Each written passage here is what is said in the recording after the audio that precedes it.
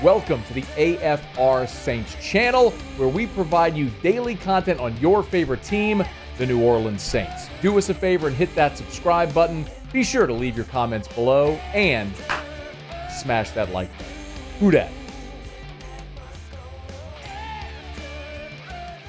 So FPI, which of course is the Football Power Index, which is a metric that ESPN puts out every year, has updated their NFL FPI for 2024.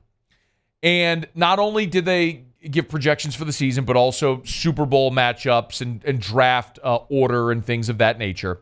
And if you look at the FPI rankings, I won't bury the lead because we're all wondering where they have the New Orleans Saints. The 2024 FPI rankings, according to the ESPN analytics, again, they take all this data based on their metric, they plug it into the computer, they randomize it, and boom, here's the metric. So the FPI rankings have the New Orleans Saints as the 26th best team in the NFL.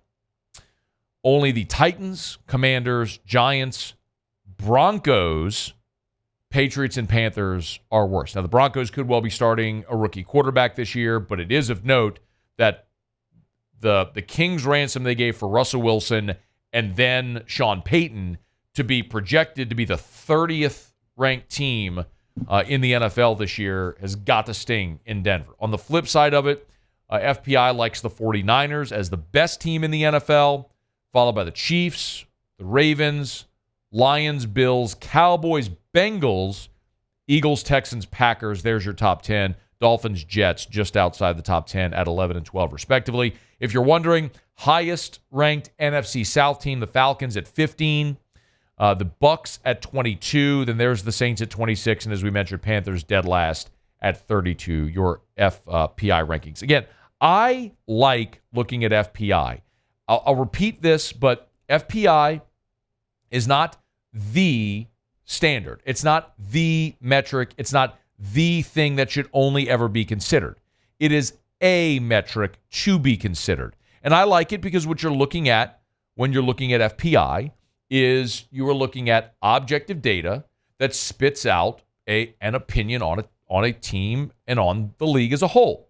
So as we look at it, where they have the New Orleans Saints plugged in, not only did they look at this season, but they also looked at the average or the projected draft position. So based on how they're projecting this season to go, what does FPI think about the New Orleans Saints? Well, in all the season simulations, the average draft position for New Orleans was 13, but as it spits out, they have the Saints drafting 10th overall.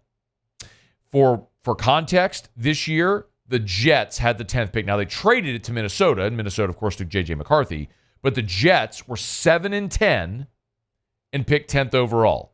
So the Saints in Vegas, the projected over-under, 7.5 wins.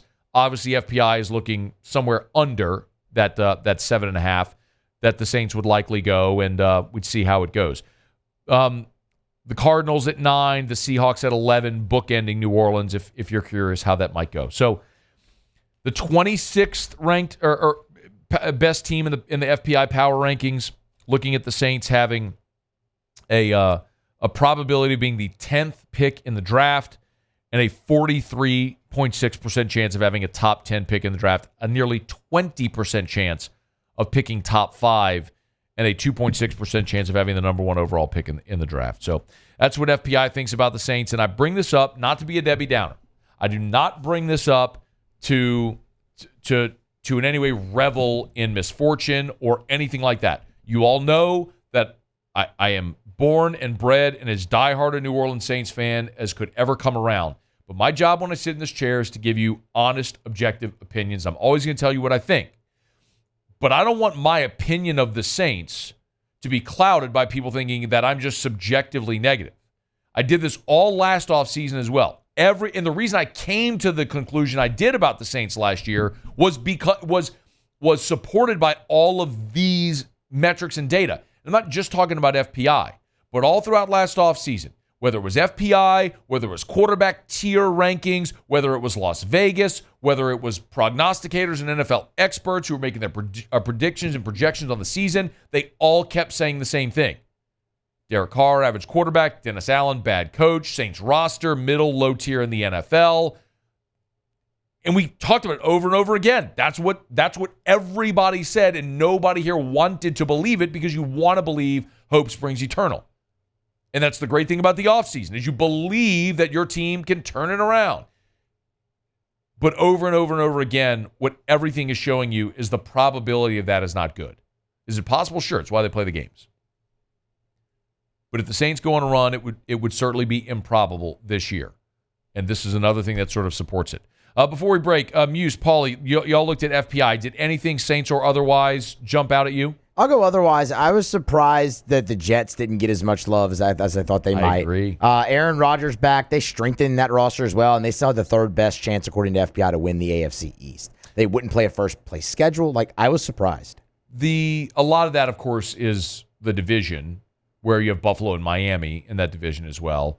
But you also have New England, which feels like, FPI has them 31st, right? Mm-hmm. Which that feels like two layups for the division. So I agree with you. Bengals on that list as well. I believe they had 7th. They were 7th. That surprised me a little bit, but maybe it's just rooted in, can Joe Burrow stay healthy? Mm-hmm. If Joe Burrow can stay healthy, then yes, they're a Super Bowl contender. But this has been every year of his NFL career now where he's battled some type of injury. I know there was the appendix issue, but he's got to prove he can stay healthy. Paulie, anything from you? I'm going to go opposite as well. I think they have the Chicago Bears at 19, which is pretty much middle of the pack in the NFL. So that tells me that they believe in Caleb Williams and the Bears offense. They revamped it a little bit with DeAndre Swift and Keenan Allen, so we'll see what that happens. They have added, obviously they have DJ Moore there as well. So